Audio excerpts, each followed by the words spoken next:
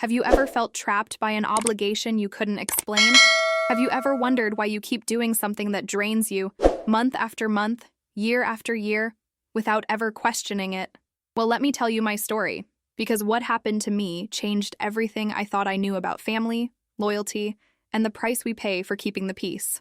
My name doesn't matter, but my story does, and I need to share it with you because maybe, just maybe, you'll recognize yourself in my words, in my pain, in the journey I've been through. For 5 years, I sent $380 to my mother-in-law every single month without fail. 5 years, 60 payments, $22,800 total. I remember the exact amount because I've calculated it so many times, lying awake at night staring at the ceiling, wondering if I was doing the right thing or if I was the biggest fool who ever lived. It started innocently enough, or at least that's what I told myself every time I logged into my bank account and set up that monthly transfer. My husband had passed away suddenly, a heart attack at 42 that nobody saw coming, least of all me. One morning he kissed me goodbye, told me he loved me, complained about a slight pain in his chest that he said was probably just indigestion, and by noon he was gone. Just like that. No warning, no chance to say goodbye properly, no time to prepare for the tsunami of grief that would swallow me whole. In those first weeks after his death, I was drowning. I couldn't eat, couldn't sleep, couldn't think straight. Everything reminded me of him, from the coffee mug he used every morning to the dent in the couch where he always sat to watch the evening news. His mother, Patricia, called me 3 days after the funeral. Her voice was different, strained in a way I'd never heard before, and she told me she needed to talk to me about something important. I remember my hands shaking as I held the phone, wondering what could possibly be important enough to discuss when my whole world had just collapsed. She came over that evening, sat across from me at the kitchen table where her son and I had shared thousands of meals, and she looked me straight in the eyes with tears streaming down her face. She told me that her son, my beloved husband, had been helping her financially every month. $380, she said, the exact amount of her mortgage payment. He'd been doing it for years, she explained, ever since her own husband had left her with nothing but debt and broken promises. She was 67 years old, living on a fixed income, and without that help, she would lose her house. The house where my husband had grown up, where his childhood memories lived in every corner, where his father had taught him to ride a bike in the driveway, and where his mother had bandaged his scraped knees and read him bedtime stories. I sat there stunned, because my husband had never mentioned this to me. Not once in our 12 years of marriage had he told me he was supporting his mother financially. We'd shared everything, or so I thought. We'd made decisions together, planned our future together, dreamed together. But this significant monthly obligation, he'd kept hidden from me. Patricia must have seen the shock on my face because she quickly explained that he probably didn't want to burden me with it, that he was just that kind of man, always taking care of everyone else before himself. And God, wasn't that the truth? My husband had been the most selfless person I'd ever known, always putting others first, always making sure everyone around him was okay, even if it meant sacrificing his own needs. So when his mother asked me, with tears in her eyes and her voice breaking, if I could continue what her son had started, what could I possibly say? How could I refuse? How could I look at this grieving mother who had just lost her only child and tell her no? I was drowning in my own grief, barely functional, making decisions I probably had no business making. But in that moment, with her pain mirroring mine, I said yes. I promised her I would continue sending that money every month. I promised her she wouldn't lose her house. I promised her that even though her son was gone, she wouldn't be abandoned. And that's how it started. This obligation that would consume me for the next 5 years, this weight I would carry without ever really understanding why it felt so heavy, so suffocating, so wrong even though I kept telling myself it was right. The first payment was easy, if you can call anything easy when you're navigating the nightmare of early grief. I set up an automatic transfer from my checking account to hers, scheduled for the first of every month, $380.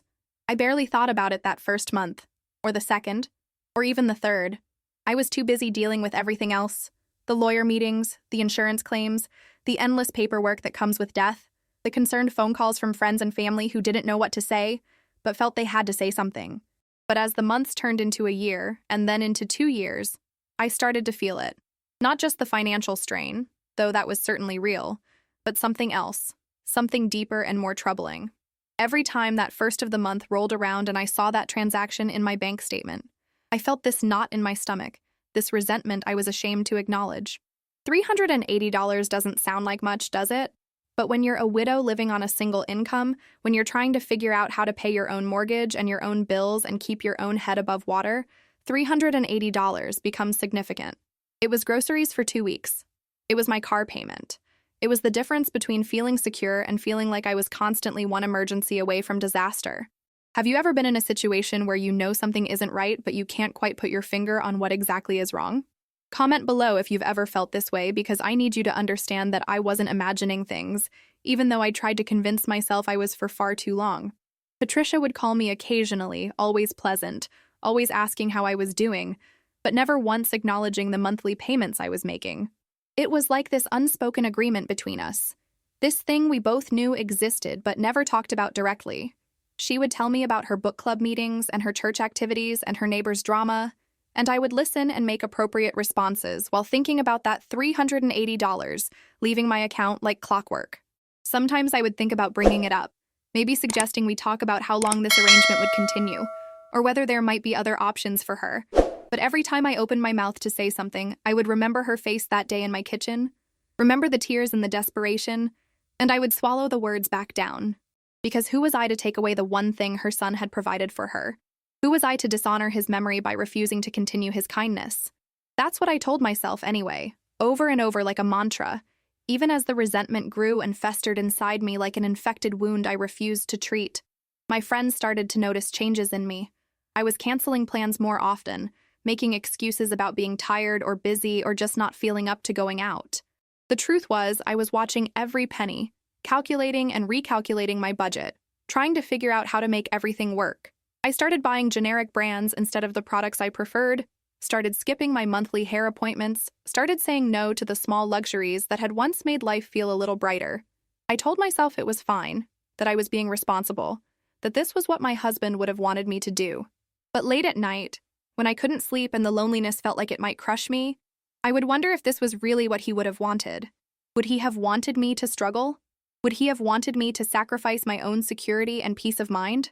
Would he have wanted me to carry this burden alone without anyone to share it with or even talk about it with? I started having dreams about him, vivid dreams where he was standing in our bedroom doorway, and I was trying to ask him about the money, trying to understand why he'd never told me. But every time I opened my mouth to speak, no sound would come out. I would wake up frustrated and confused, feeling like there was something important I needed to know, something he was trying to tell me but couldn't. The second year turned into the third year, and I found myself falling into a kind of numb routine.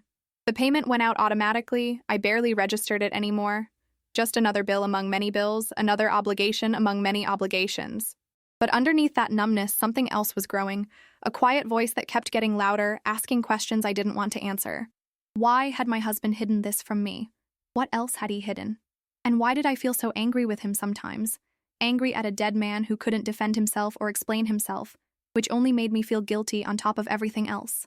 I started to realize that grief is complicated, messier than anyone tells you, full of contradictions and feelings you're not supposed to have. I loved my husband desperately, missed him with an ache that never really went away, but I was also angry with him for leaving me, for dying on me, for keeping secrets, for putting me in this impossible situation with his mother. And I couldn't tell anyone about any of this because who would understand? Who wouldn't judge me for resenting an old woman who just wanted to keep her house? Who wouldn't think I was selfish and heartless? So I kept it all inside, kept sending the money, kept pretending everything was fine even as I felt myself slowly disappearing under the weight of it all. I stopped dating, stopped even thinking about the possibility of meeting someone new, because how could I explain this situation to anyone? How could I bring someone into my life when I was financially and emotionally tethered to my dead husband's mother in this strange, unspoken arrangement? I felt frozen, stuck in a life I hadn't chosen, unable to move forward, but unable to go back. The thing about secrets and unspoken agreements is that they have a way of poisoning everything around them. My relationship with Patricia remained cordial on the surface, but there was this underlying tension I couldn't name, this feeling that we were both playing roles in a performance neither of us had auditioned for. She would sometimes make comments about how grateful she was to have me in her life, how I was like a daughter to her, how she didn't know what she would do without me, and each time she said something like that, I would feel this surge of emotions I couldn't untangle. Warmth, resentment, obligation, guilt, affection, anger, all swirling together into something toxic and confusing. During the third year, I had a health scare that forced me to take a hard look at my life. It wasn't anything life-threatening, just some stress-related issues that landed me in the emergency room one night with chest pains that turned out to be anxiety. But lying in that hospital bed, hooked up to monitors, being asked about my stress levels and lifestyle, I had this moment of clarity that was both terrifying and liberating. I realized I was slowly killing myself, trying to honor a promise I'd made in the depths of grief to a woman who had never once asked me how I was really doing, or whether this arrangement was sustainable for me. The doctor recommended therapy, and for the first time since my husband's death, I actually went. I found a grief counselor who specialized in complicated loss, and in our third session, I finally told someone about the money. I told her about the monthly payments, about the resentment, about the guilt, about feeling trapped and angry and confused. And you know what she said? She asked me a question that would change everything. Did you ever verify that your husband was actually sending this money? Did you ever ask to see bank statements or check his financial records? I sat there in stunned silence because it had never occurred to me to question Patricia's story. Why would she lie about something like that? What possible reason could she have to deceive me? But the seed was planted, and once it was there, I couldn't ignore it. That night, I went home and did something I probably should have done 5 years earlier. I went through my husband's financial records, the ones I'd boxed up after his death and stored in the garage, because I couldn't bear to look at them. I spent hours going through old bank statements, credit card bills, investment accounts, searching for evidence of those monthly payments to his mother. And I didn't find any. Not a single $380 transfer to Patricia. Not in the year before he died, not in the year before that, not ever as far back as the records went. I went through everything 3 times, thinking I must be missing something, that there must be some other account I didn't know about, but there was nothing. My husband had been meticulous with record keeping. Everything was organized and documented, and there was absolutely no evidence that he'd been supporting his mother financially. My hands were shaking as the realization hit me. Patricia had lied. She had looked me in the eyes during the worst moment of my life and told me a complete fabrication, and I had believed her without question. For 5 years, I had been sending her almost $400 a month based on a lie. $22,800. That's what my blind trust and my grief-stricken vulnerability had cost me. The rage that filled me in that moment was unlike anything I'd ever experienced. It was hot and cold at the same time, burning in my chest but making my extremities go numb. I wanted to scream, to break something, to drive over to her house immediately and demand an explanation. But it was past midnight, and I forced myself to wait, to think, to figure out what I was going to do with this information. I barely slept that night, my mind racing with questions and scenarios. Why had she done this? Had she planned it from the beginning, or had it been a spontaneous lie that she then had to maintain? Had she felt any guilt over the years, or had she justified it somehow in her mind? And what was I going to do now? The next morning, I called my therapist for an emergency session. I needed to talk through this before I did anything I might regret. She helped me work through my emotions and develop a plan for confronting Patricia. I decided I needed to know the truth, needed to hear her explain herself before I could figure out how to move forward. I called Patricia that afternoon and asked if I could come over to talk about something important. She must have heard something in my voice because she sounded wary, but she agreed. I drove to her house, the house I'd been helping her keep for 5 years, with my printed bank statements from my husband's accounts tucked into my purse like evidence at a trial. When I walked in, she offered me coffee like she always did, tried to make small talk about the weather and her latest craft project. But I cut her off. I pulled out the bank statements and laid them on her coffee table, and I asked her directly, "Where are the payments? Where's the evidence that your son was sending you money every month?" The color drained from her face in an instant, and I knew before she said a word that my worst suspicions were confirmed. She tried to deny it at first, stammered something about different accounts and cash payments, but I didn't let her off the hook. I pushed harder, told her I'd been through every single financial record my husband had, and there was nothing. I watched her crumble in front of me, saw her excuses fall apart, and finally, she broke down and admitted it. There had never been any monthly payments from my son. She had made the whole thing up. She'd known I was vulnerable, knew I was drowning in grief, knew I would do anything to honor her son's memory, and she had exploited that. She tried to justify it, said she'd been desperate, said she'd convinced herself that her son would have wanted to help her if he'd known how bad things were, said she thought of it as something he would have done if he'd been alive to do it. But none of that changed the fundamental truth. She had manipulated me, lied to me, and stolen from me for 5 years.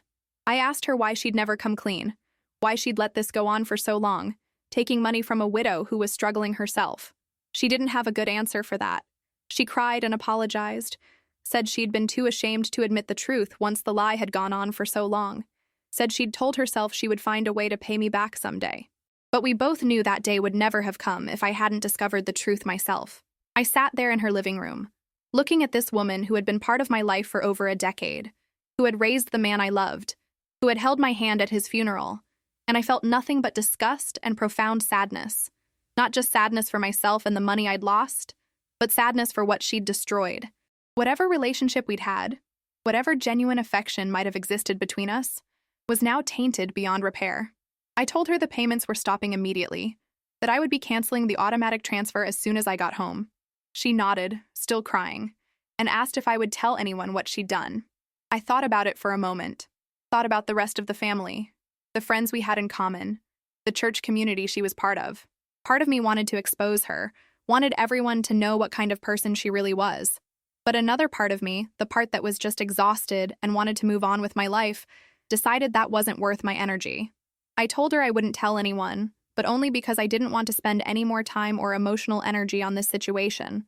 I told her we were done, that she should never contact me again, that she'd burn this bridge completely and irreversibly. As I drove away from her house that day, I felt something I hadn't felt in 5 years. Free. The weight I'd been carrying was finally gone. And even though I was angry and hurt and processing a betrayal that cut deep, I also felt lighter than I had in years. The following weeks were a strange mix of emotions. I had to process not just Patricia's betrayal, but what it meant about my judgment, my grief, my entire experience of the last 5 years. I had trusted someone implicitly, had given her the benefit of the doubt without question, and I'd been completely wrong. It made me question everything else in my life, made me wonder what other situations I might be seeing through distorted lenses. My therapist helped me understand that I hadn't done anything wrong, that I'd made the best decision I could with the information I had at the time, in a state of profound grief that made me vulnerable. She helped me see that Patricia was the one who'd made the choice to lie and manipulate, that the responsibility for that deception lay solely with her. But it was still hard not to blame myself, not to think about all the things I could have done differently, all the questions I should have asked, all the red flags I should have noticed. I started going through my finances in detail, figuring out what those 5 years of payments had really cost me. It wasn't just the $22,800, though that amount alone was staggering. It was the compound effect of that money. If I'd invested it, it could have grown significantly. If I'd used it to pay down my mortgage principal, I would have saved thousands in interest. If I'd put it toward retirement, it would have had years to accumulate value. The opportunity cost was enormous, and calculating it made me feel sick. But I also started to see opportunities I hadn't noticed before. Without that monthly obligation, I suddenly had breathing room in my budget. I could actually save money, could plan for the future, could make choices based on what I wanted and needed rather than what I could barely afford after meeting everyone else's needs. I started small, putting that $380 into a high-yield savings account each month, watching it accumulate, feeling a sense of control over my finances that I hadn't experienced in years. I also started making other changes in my life. I realized that the pattern I'd fallen into with Patricia, putting someone else's needs before my own, sacrificing my well-being to avoid conflict, keeping quiet about things that bothered me, wasn't unique to that relationship. I'd been doing it in other areas of my life too, at work, with friends, in all sorts of situations. It was like Patricia's betrayal had ripped off blinders I didn't even know I was wearing, and suddenly I could see all these ways I'd been diminishing myself, making myself smaller, accepting less than I deserved. I started setting boundaries, saying no to things I didn't want to do, speaking up when something didn't feel right. It wasn't easy, and not everyone appreciated the changes, but I felt more authentic, more present in my own life than I had in years. Some friends and family members noticed the shift and asked what had happened, what had changed. I gave vague answers about personal growth and therapy, not ready to share the full story of Patricia's deception. But a few close friends could tell something significant had occurred, and with them, I eventually opened up about what I'd been through. Their reactions were universally supportive and outraged on my behalf, which helped me feel less foolish for having been deceived. They reminded me that Patricia's actions said everything about her character and nothing about mine.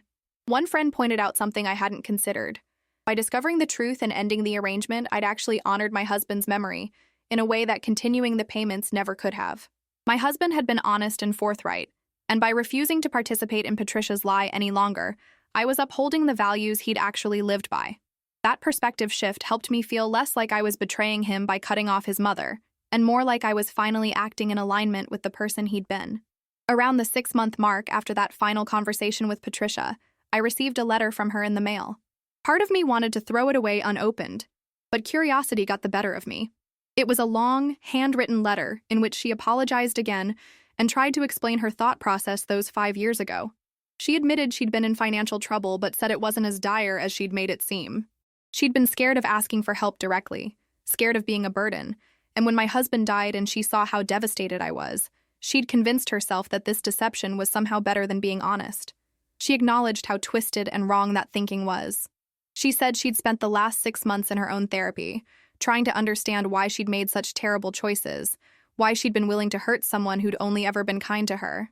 The letter contained a check for $5,000, which she said was all she could manage to pay back at the moment, but she promised to send more as she was able until the full amount was repaid. She said she understood if I never wanted to speak to her again, but she hoped that someday I might be able to forgive her, even if we could never have a relationship again. I sat with that letter for days, reading it over and over, trying to decide how I felt about it. The apology seemed genuine, and the check was more than I'd expected to ever see again.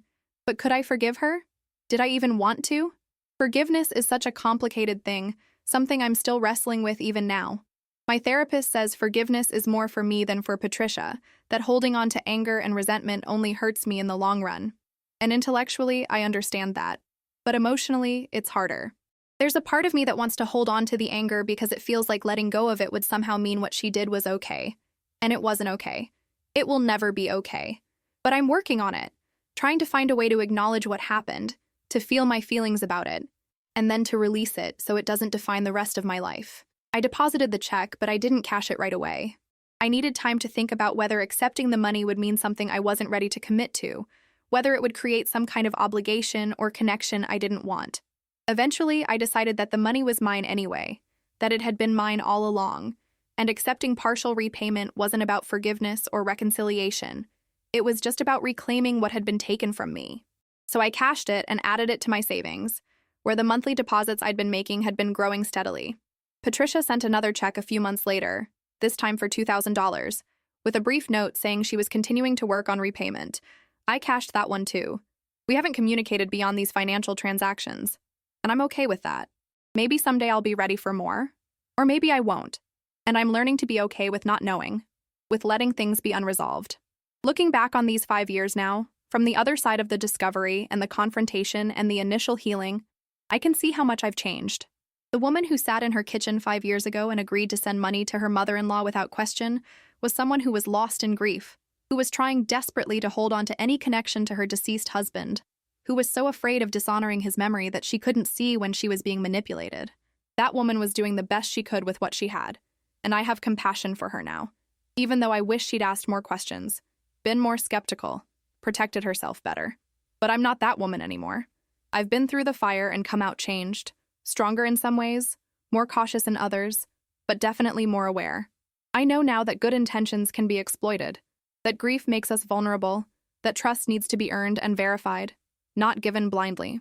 I know that taking care of others can't come at the expense of destroying yourself, that boundaries aren't selfish, they're necessary for survival. I know that sometimes the people who are supposed to love you will hurt you anyway, and that doesn't mean you're unlovable or that you did something wrong. It just means they made terrible choices, and you have to decide how to respond to that. Have you ever discovered that someone you trusted was deceiving you? Have you ever had to completely reevaluate a relationship because of something that came to light? Tell me about it in the comments because I think sharing these experiences helps us all feel less alone in navigating the complicated, messy reality of human relationships. The story of my husband's death and the 5 years that followed could have destroyed me. There were moments when it felt like it was destroying me, when the weight of grief and obligation and deception felt like more than I could possibly carry. But somehow I'm still here, still standing, still moving forward. I've started dating again, tentatively, and I've been honest with potential partners about what I've been through, about the healing I'm still doing, about the ways my past has shaped me. Some people can't handle that level of honesty or that amount of baggage, and that's okay.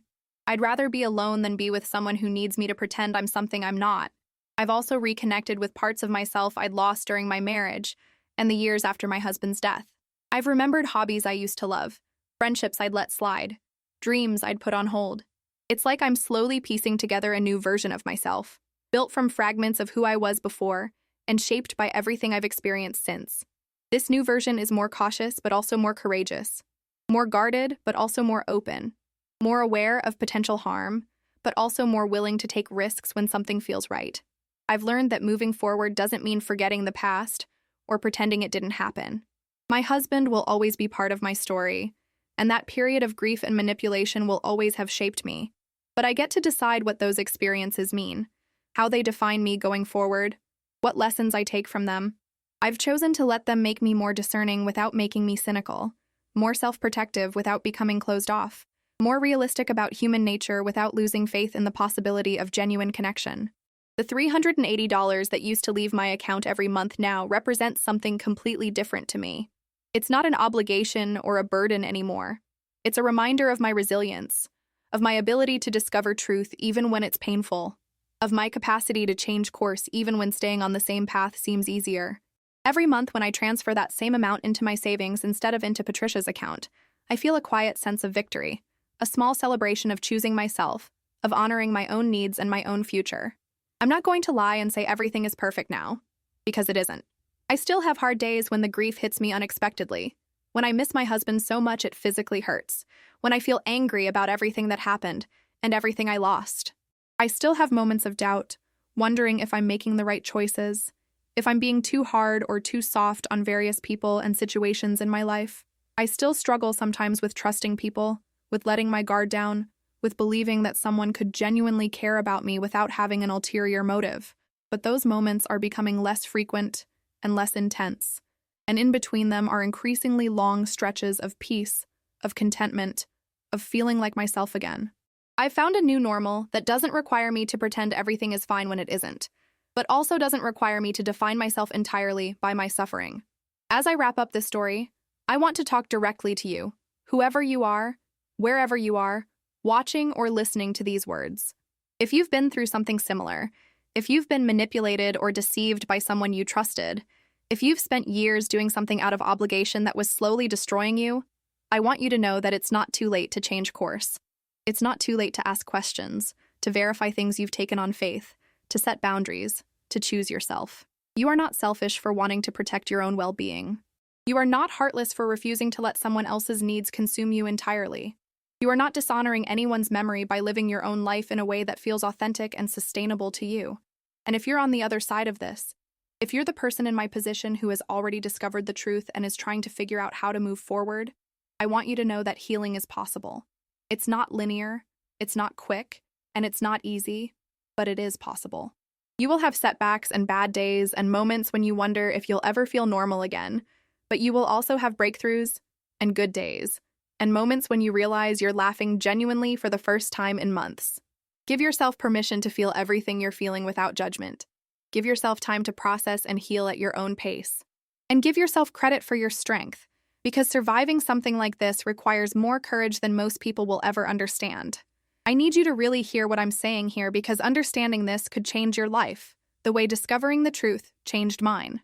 Don't let fear of conflict or guilt or obligation keep you trapped in situations that are harming you. Don't assume that questioning someone's story means you're a bad person, or that you lack faith or trust.